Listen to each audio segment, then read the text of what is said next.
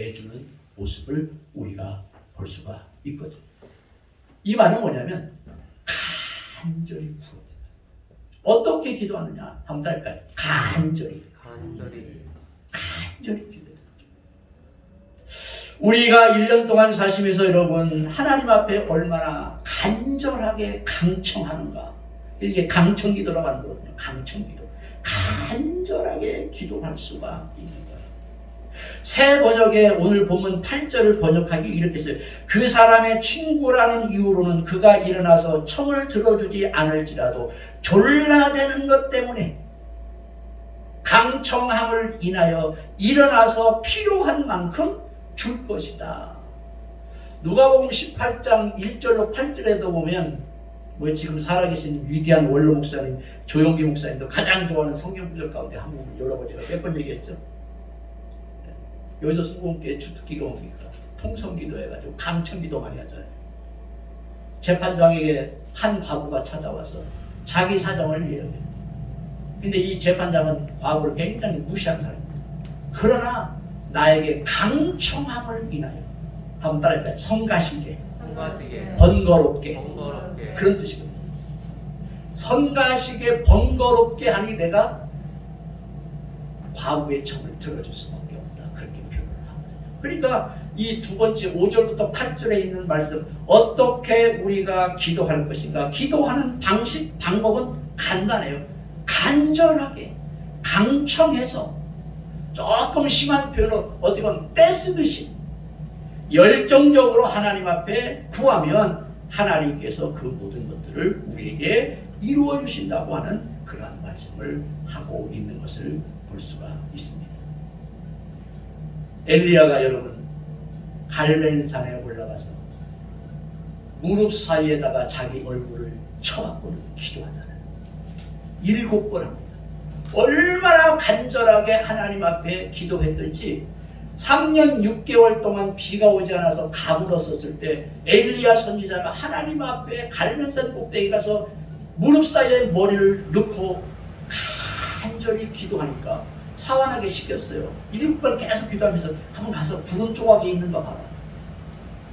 근데 마지막 7번째 기도했더니 사완이 가서 손바닥만한 구름 조각이 하나 보입니다. 그래서 기도가 마친 다음에 3년 6개월 동안 감속에 있었던 그들에게 비가 내리는 곳을 미국 애리조나에 가면 그 사막에 인디안들이 기우제를 드립니다. 기우제를 드리면 그들은 반드시 비가 내렸다고 해요. 왜냐하면 한 번 기우제를 드리면 비가 올 때까지 기우제를 드렸기 때문에 100% 응답이 됐다.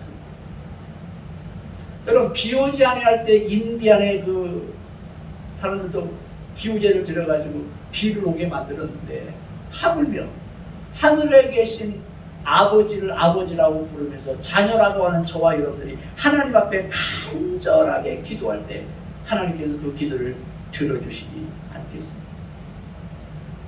사랑하는 성도 1년 동안 또 여러분들의 일생을 가는 동안 하나님 앞에 늘 간절하게 때로는 하나님께 번거롭게 한 만큼 그렇게 간절히 기도할 때 하나님께서 저와 여러분들에게 기도를 응답해 주실 줄로 믿습니다. 그렇게 한번 1년 동안 기도해보세요. 마지막 세 번째 9절부터 오늘 13절에 있는 말씀입니다. 어떤 응답이 왔는가. 9절부터 10절 한번 우리 같이 한번 읽어볼까요? 9절 10절 읽어봅시다. 시작. 내가 또 너에게 이르노니 구하라 그러면 너에게 주실 것이요 찾으라 그러면 찾아낼 것이요 누리라 그러면 너에게 열릴 것이니 구하는 이마다 받을 것이요 찾는 이가 찾아낼 것이요 두드리는 이에게 열릴 것이라. 여러분 기도는 쉽사리 응답되지 않아요. 강청 기도하는 자에게 응답입니다. 주님은 자신의 이름으로 구하면 받을 것이라고 약속하고 계십니다. 특별히 하나님은 당신의 자녀들에게 좋은 것을 주시기를 원하십니다. 하나님이 우리에게 주시는 가장 좋은 선물, 우리가 서두에서 했죠? 뭐라고 했어요? 성령. 성령을 주신다고 얘기는 하나님, 예수님, 성령님, 삼위일체 하나님께서 저와 여러분들에게 모든 필요한 것들을 다 주실 수 있도록 삼위 하나님께서 우리와 함께 하신다는 그런 뜻입니다. 성령을 주신다고 하는 얼마나 좋아요. 예수님의 삶의 원동력도 성령이었어요. 예수님께서 세례받을 때 비둘기같이 성령이 그에게 임했다고 말합니다. 그래서 성령 충만한 가운데 광야에 가서 40일 동안 시험을 받았지만 그 모든 시험을 다 이겨내고 그가 모든 사역을 하실 때 복음을 선포하고 능력의 사역을 하고 죄인을 용서하고 교제할 뿐만 아니라 기도하고 사탄과의 영적인 싸움에서 이길 수 있었던 모든 절대적인 영향이 어디서 뭐냐? 성령입니다. 성령은 오늘날 우리 저와 여러분들에게도 중요합니다. 성령의 선불이 없이는 구원도 없고 성령의 계속적인 역사 없이는 구원은 완성될 수가 없습니다. 그래서 어떻게 보면 성령께서 저와 여러분들을 이미 견인해서 부르시고 찾으시고 구원받게 하시고 구원을 지금 완성해 가실 뿐만 아니라 장차 그 모든 구원들을 성취해 가는데 그 모든 것들을 다 성령님이 하십니다. 그런데 여러분, 구하라 찾아라 두드려라, 너희가 구하는 이에게 얻고 찾는 이가 찾고 두드리는 이에게 열릴 것이라, 그러면서 너희들에게 성령을 주신다고 하는 말씀을 하고 있는데 얼마나 좋은 기도 응답입니까? 최고 좋은 기도 응답, 가장 좋은 것, 성령을 우리에게 주신다. 참 귀한 말씀입니다. 오늘도 마음을 담아 은혜의 문을 열어주시기를 간절히 강청함으로 놀라운 하나님의 역사를 기대할 뿐만 아니라 언제나 사랑의 눈으로 나를 바라보시며 작은 신음에도 응답하시는 주님을 통해서 저와 여러분들의 모든 문제에 해답을 찾아갈 수 있는 우리 모든 성도들이 되시기를 바랍니다. 그래서 11절, 너희 중에 아버지 되자서 누가 아들이 생선을 달라는데 생선 대신에 뱀을 주며 알을 달라 하는데 전갈을 주겠느냐. 마태복음에는 누가 아들이 떡을 달라면 돌을 주며 생선을 달라면 뱀을 줄 사람이 있겠냐. 너희가 악한 자라도 자식에게 좋은 것을 줄 알거든 하물며 하늘에 계신 너희 아버지께서 구하는 자에게 좋은 것. 근데 오늘 13절에 보니까 구하는 자에게 성령을 주시지 않겠느냐 그렇게 말씀합니다. 얼마나 좋은 말씀. 1년 동안 성령을 환영하고 인정하고 모셔드리고 성령과 함께 동업하는 가운데 기도할 때마다 하나님께서 여러분들의 기도를 응답하는 귀한 역사가 있기를 바랍니다. 여기 오늘 보세요. 생선과 뱀, 알과 전갈은 서로 모양이 비슷하지만 하나님 아버지께서는 전혀 헷갈리죠.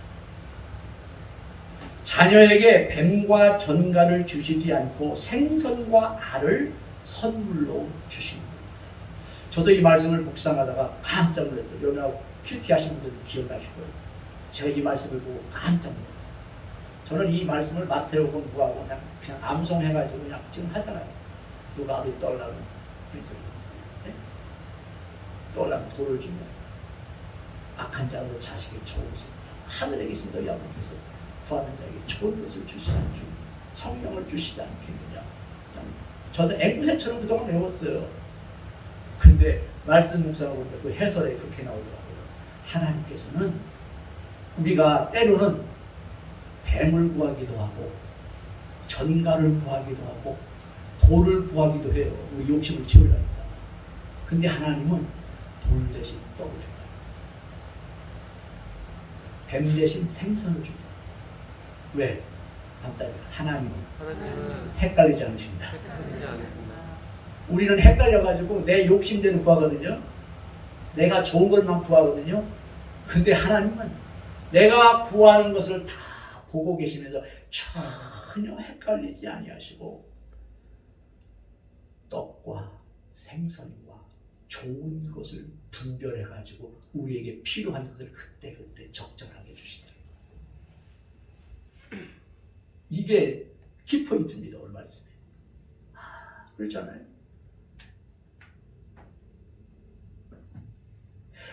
우리가 하늘의 복과 세상의 욕망을 혼동할지라도 하나님은 우리에게 가장 좋은 성령을 정확히 부어주시고 그 성령 안에서 세상의 필요와 기쁨을 제대로 채워가게 하신다는 거예요. 때로 우리는 욕심대로 구할 때가 많아요. 턱도 안 되는 걸 구하기도 합니다. 근데 때로는 하나님께서 다 하시고 그거 응답 안 해줘요. 아니요. 다음에 줄게. 그래서 필요한 것만 그때. 저와 여러분들에게 가장 적절한 것, 좋은 것만 주신다고 하는 그러한 말씀입니다. 얼마나 좋은 말씀이에요. 이렇게 좋으신 하나님. 우리가 잘못 구하는 것도 다 아시고 좋은 것으로 바꾸어서 응답해 주시는 하나님. 이 모든 것들을 하시는 분이 성령님이라는 거예요. 성령님. 성부, 성자, 성령 삼위 하나님께서 저와 여러분들에게 이렇게 응답해 주신다고 하는 것이죠. 우리 사랑하는 성도 여러분, 1년 동안 예수님께서 가르쳐 주신 기도의 컨텐츠가 있었죠. 1절에서 4절.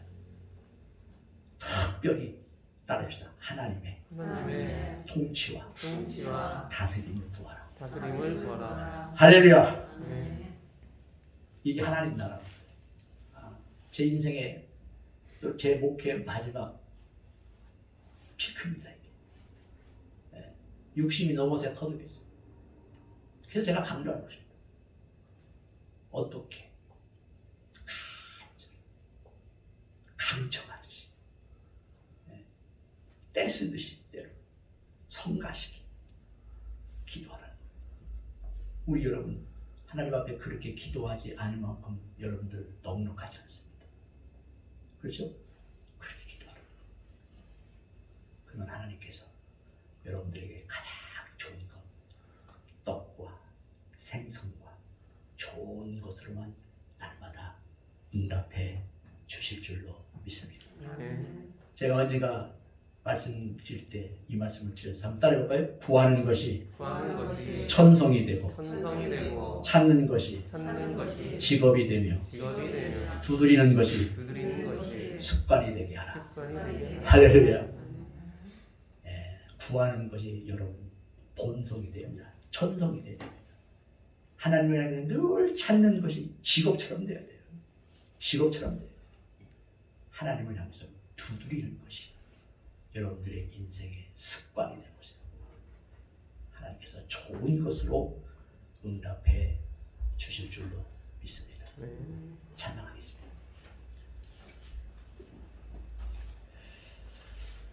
368절